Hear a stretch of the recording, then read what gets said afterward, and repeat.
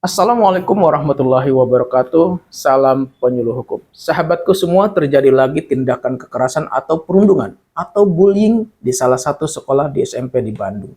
Bullying atau kekerasan yang dilakukan ini berupa kekerasan fisik. Dari informasi yang beredar baik di media elektronik maupun media sosial, pelaku melakukan kekerasan terhadap temannya dengan cara memasangkan helm ke kepala korban.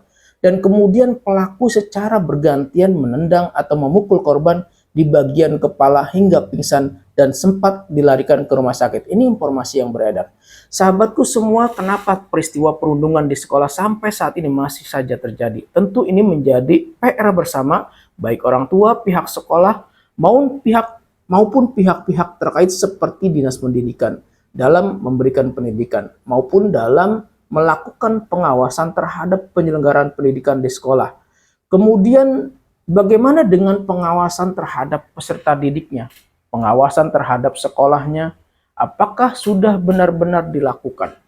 Kemudian bagaimana dengan pendidikan keagamaan yang diberikan di sekolah? Apakah sudah cukup jamnya atau hanya diberikan sekedarnya saja? Sahabatku semua, bagi saya pribadi, pendidikan agama sudah seharusnya menjadi nomor satu dengan jam pelajaran yang lebih banyak. Sehingga dengan demikian pendidikan agama yang cukup diharapkan dapat menjadi pondasi siswa dalam bertindak dan berperilaku baik di sekolah maupun di masyarakat.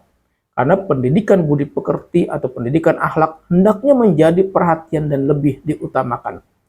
Sahabatku sekalian, kemudian bagaimana dengan sanksi atau hukuman bagi siswa yang melakukan bullying atau kekerasan terhadap siswa atau temannya yang lain? Seperti dalam kasus ini dengan memakaikan helm ke kepala temannya dan kemudian memukul kepala temannya hingga pingsan, maka ada sanksi yang dapat diberikan terhadap anak tersebut. Terkait dengan sanksi bagi pelaku kekerasan terhadap anak, diatur di dalam Undang-Undang Nomor 35 Tahun 2014 tentang perubahan atas Undang-Undang Nomor 23 Tahun 2002 tentang perlindungan anak. Nah, salah satu perlindungan yang diberikan yaitu perlindungan dari kekerasan fisik. Larangan melakukan kekerasan fisik terhadap anak tercantum di dalam pasal 76C. Dalam pasal tersebut dikatakan setiap orang dilarang menempatkan, membiarkan, melakukan, menyuruh melakukan, atau turut serta melakukan kekerasan terhadap anak. Nah, larangan ini berlaku untuk setiap orang, termasuk anak dalam kasus bullying di sekolah yang dilakukan oleh siswa atau peserta didik.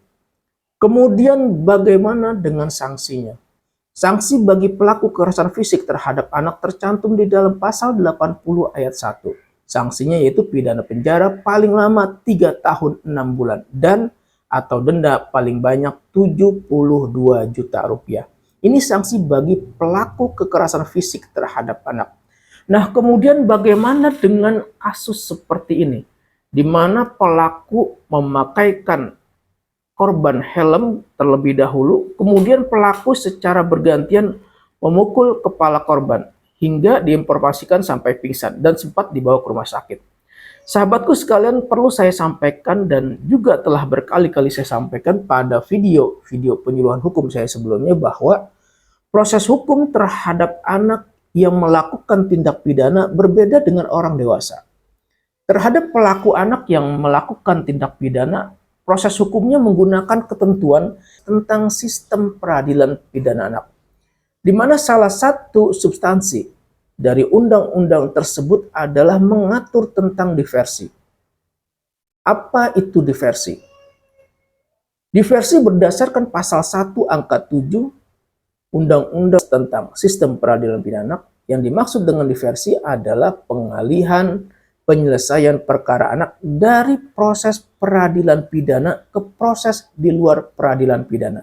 Ini yang dimaksud dengan diversi.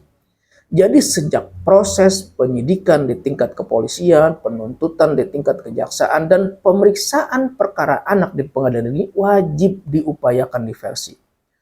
Kemudian bagaimana syarat atau ketentuannya? Syarat atau ketentuan diversi ini yaitu yang pertama, tindak pidana yang dilakukan oleh anak tindak pidana yang diancam dengan pidana penjara di bawah 7 tahun dan bukan merupakan pengulangan tindak pidana. Nah, dalam kasus bullying yang dilakukan siswa di Bandung ini dengan cara memakaikan helm ke kepala temannya atau korbannya dan kemudian memukulnya hingga pingsan.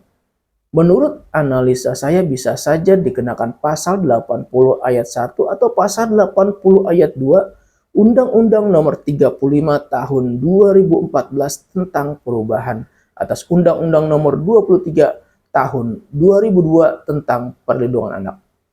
Jika dikenakan atau dituntut dengan pasal 80 ayat 1, ancaman pidananya yaitu pidana penjara paling lama 3 tahun 6 bulan dan atau denda paling banyak 72 juta rupiah. Ini sanksinya. Akan tetapi jika dituntut dengan pasal 80 ayat 2, maka ancaman pidananya yaitu pidana penjara paling lama 5 tahun dan atau denda paling banyak 100 juta rupiah. Ini sanksi bagi pelaku kekerasan fisik terhadap anak. Nah, sahabatku sekalian, dari analisa ini dapat disimpulkan bahwa penyelesaian terhadap kasus ini tentu bisa diselesaikan dengan cara diversi. Tentu dengan mengutamakan pendekatan keadilan restoratif. Apa itu keadilan restoratif? Berdasarkan pasal 1 angka 6 Undang-Undang tentang Sistem Peradilan Pidana Anak, yaitu penyelesaian perkara tindak pidana dengan melibatkan pelaku, melibatkan korban, melibatkan keluarga pelaku atau keluarga korban, dan pihak lain yang terkait untuk bersama-sama mencari penyelesaian yang adil dengan menekankan pemulihan kembali pada keadaan semula dan bukan pembalasan. Ini pengertian dari keadilan restoratif. Jadi boleh dibilang atau dikatakan dalam kasus ini bisa diselesaikan secara damai antara pelaku dan korban yang tentu melibatkan berbagai pihak seperti pihak kepolisian, kemudian ada di situ namanya pembimbing kemasyarakatan, kemudian pekerja sosial profesional dan para pihak yang terkait. Nah, sahabatku sekalian, intinya adalah yang saya sampaikan bahwa ketika ada anak sebagai pelaku tindak pidana, anak sebagai korban, dan anak sebagai saksi tindak pidana, maka proses hukumnya menggunakan ketentuan undang-undang tentang sistem peradilan pidana anak. Akan tetapi jika anak sebagai korban kekerasan, seperti anak sebagai korban bullying, seperti bullying fisik atau kekerasan fisik, kemudian kekerasan psikis, kekerasan seksual, atau penelantaran anak, maka anak dilindungi oleh Undang-Undang Nomor 35 Tahun 2014 tentang perubahan atas Undang-Undang Nomor 23 Tahun 2002 tentang perlindungan anak. Dan terakhir diubah dengan Undang-Undang Nomor 17 Tahun 2016, di mana di dalam Undang-Undang Nomor 17 ini lebih kepada pemberatan sanksi atau hukuman bagi pelaku kekerasan seksual terhadap anak.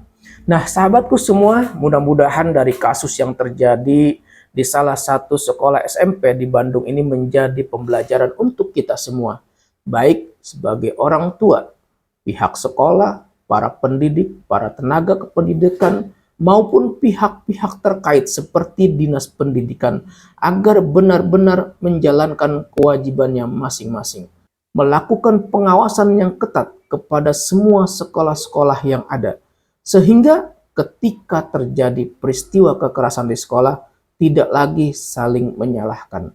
Dan mudah-mudahan kekerasan terhadap anak, baik di lingkungan sekolah maupun di masyarakat, tidak terjadi lagi. Sahabatku sekalian, demikian yang saya sampaikan, semoga bermanfaat. Wassalamualaikum warahmatullahi wabarakatuh. Salam penyuluh hukum.